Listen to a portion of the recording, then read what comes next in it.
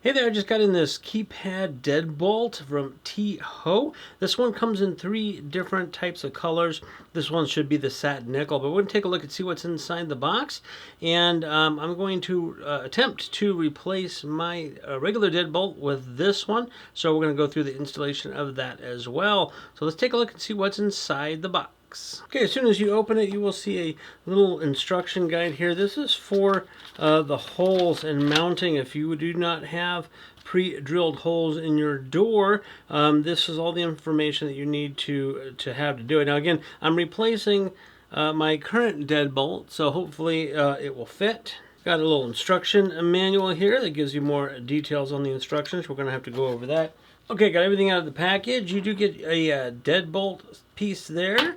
You do get 2 keys, a package of bolts and screws and all kinds of little hardware stuff. They're all Phillips head screwdriver ends, so you just need to have a screwdriver with you. That's all the tools that you need, as long as your holes are already drilled. This is the outside part. This is the brushed satin nickel outside part with the keypad. Of course, a little power indication here, a little cable that you have to hook up. This is the inside part. This is the deadbolt inside part that you actually have to plug it in there. And this little plate will go into there once everything is all connected and so forth. And then also this part here is where you put the batteries. You need to get 4 AA batteries, and then here's some information on that, on how to set this up correctly. So the next step is to take my old deadbolt off and install this one. So let's go right to it. Okay, installation is fairly simple. I'm going to install mine on my little patio door here. I have the deadbolt that I need to take off. So pretty much the only tool that you're going to need is a screwdriver. Now I'm going to use a power screwdriver tip on a drill because it's much quicker, but you can use either, whatever it is you have. First thing we got to do is take this one off, so I'm going to do that now.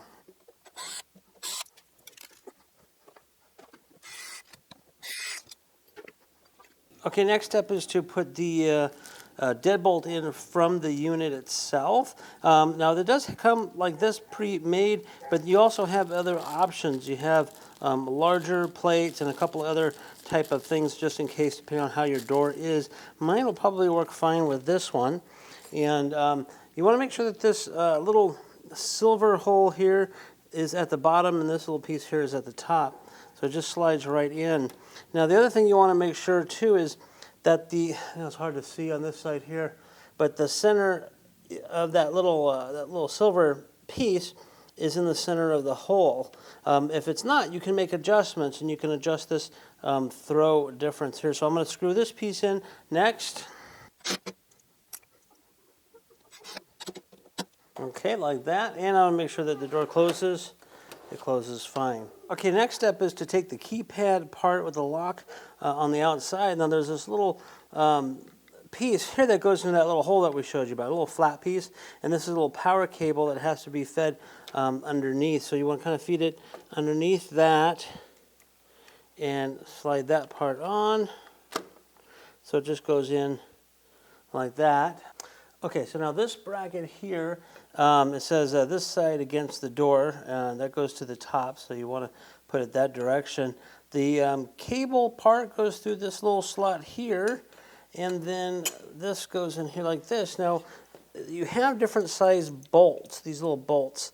They go through here and through the little door deadbolt into the back piece. So you kind of have to hold it all together, if you can see that. Screw it in. Now they make the 2 different types of 2 different size bolts depending on how thick or thin your door is. So you want to make sure that you get and use the right bolts. I think mine is the long one because I've used these before.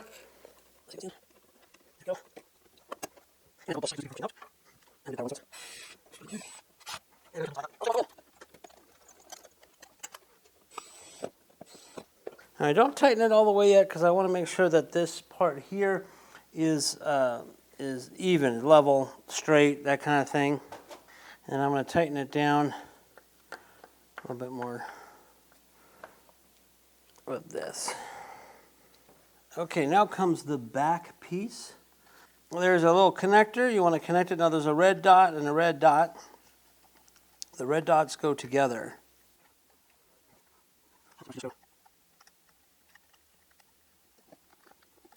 In there like that.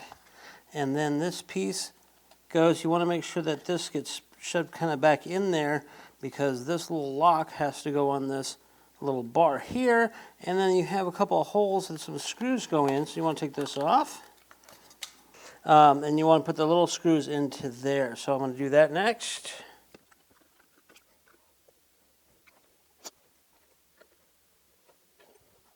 And there's actually three. There's a little hole down here at the bottom where there's another one. Again, these are the tiny little screws. Now you should be able to turn this and the lock comes out and back. Okay, the next part is put the batteries in. Now there's a very specific thing you have to do. You need this little pin. This is a little reset pin, if you can see that there. And it goes into a tiny little hole in here. But first what you want to do is you want to put, again, you want to get your 4 AA batteries. And you want to put 3 of them in. So just 3 for now. And I'll show you why here. So we've got 3. And what you want to do is you want to put that in the hole and hold it while you put the 4th one in.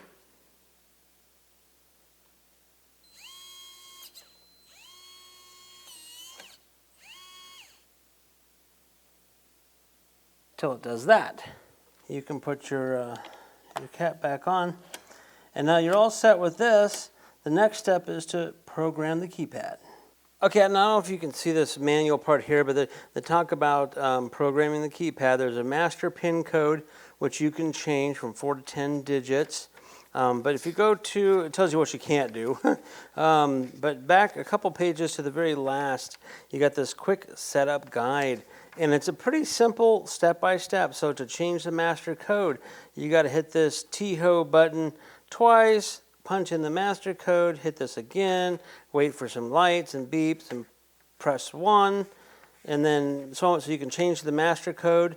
You can add new user codes. You can delete user codes, silent mode, auto lock. So you can set this to automatically lock after a few seconds. You open it, and then after a few seconds or a couple minutes, you can have it lock by itself.